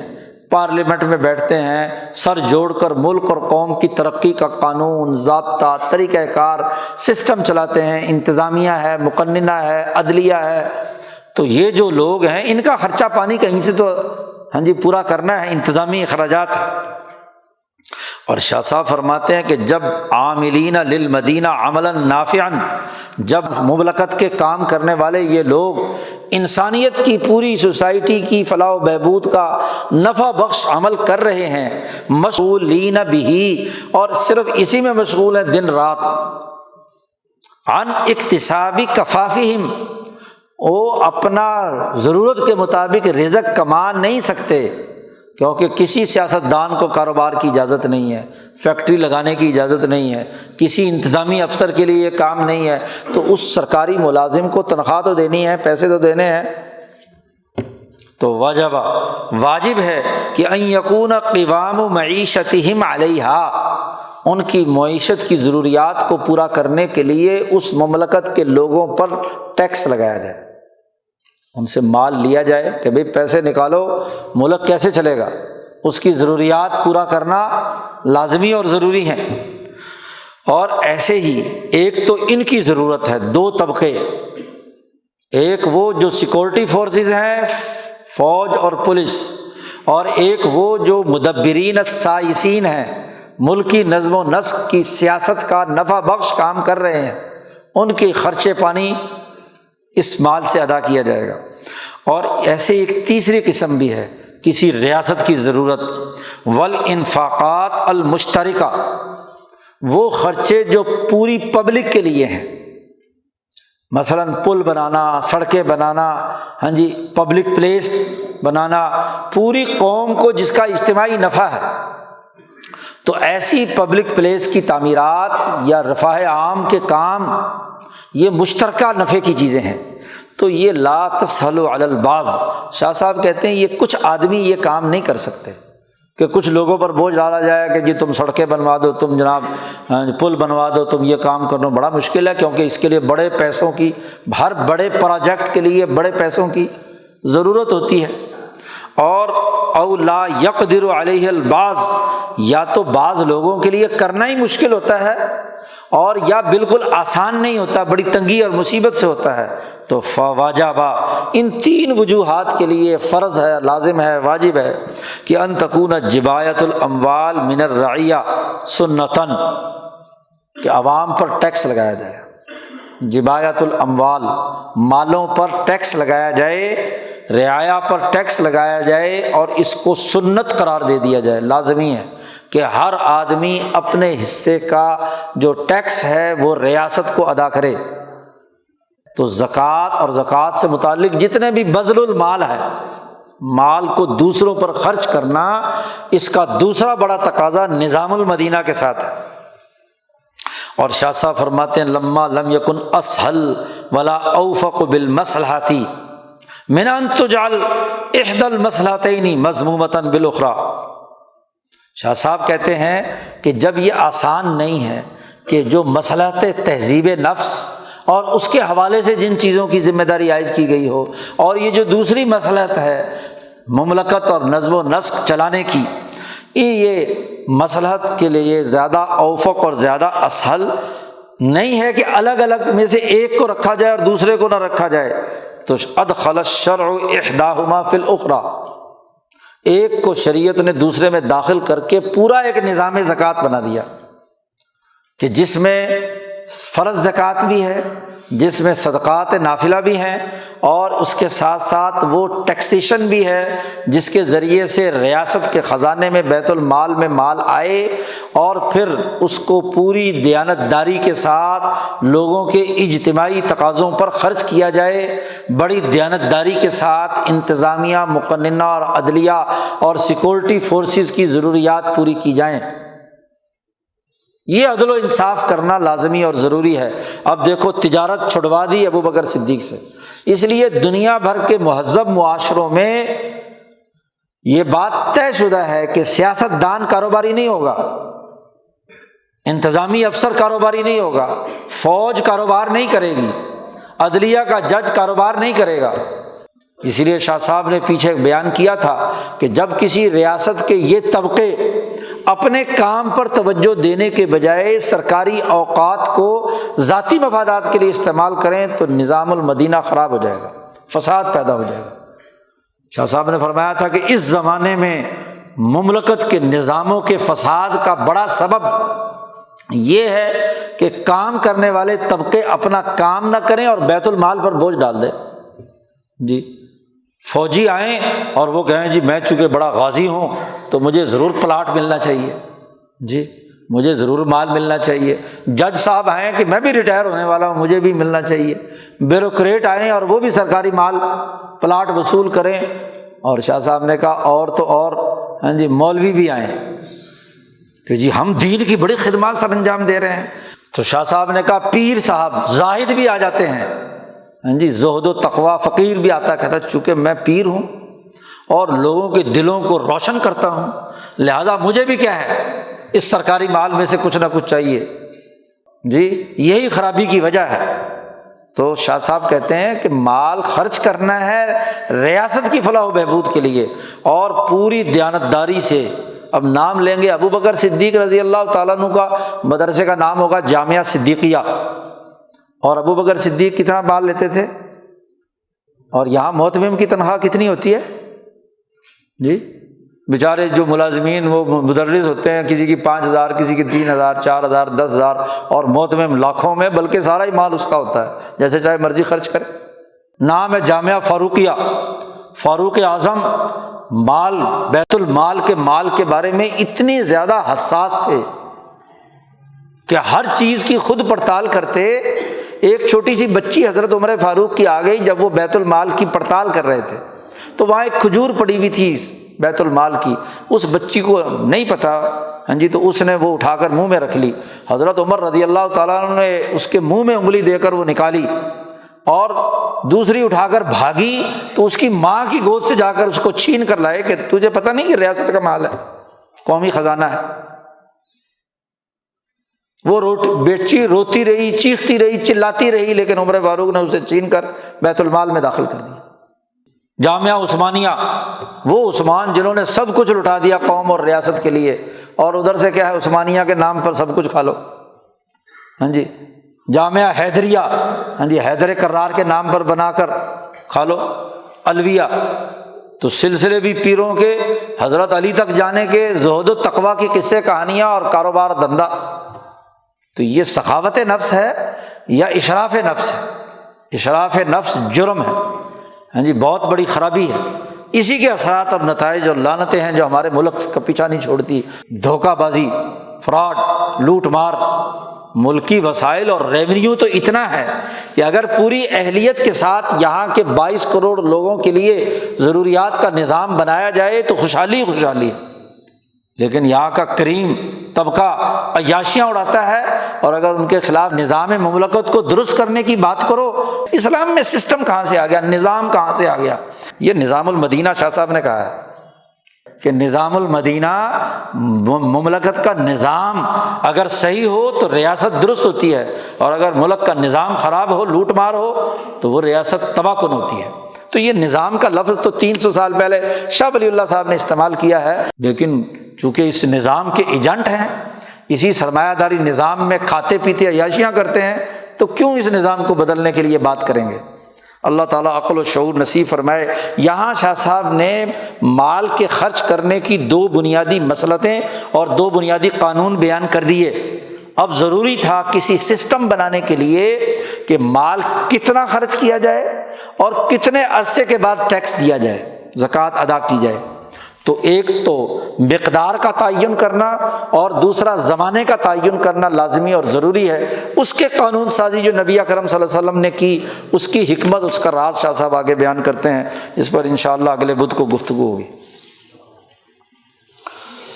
اللہم صلی علی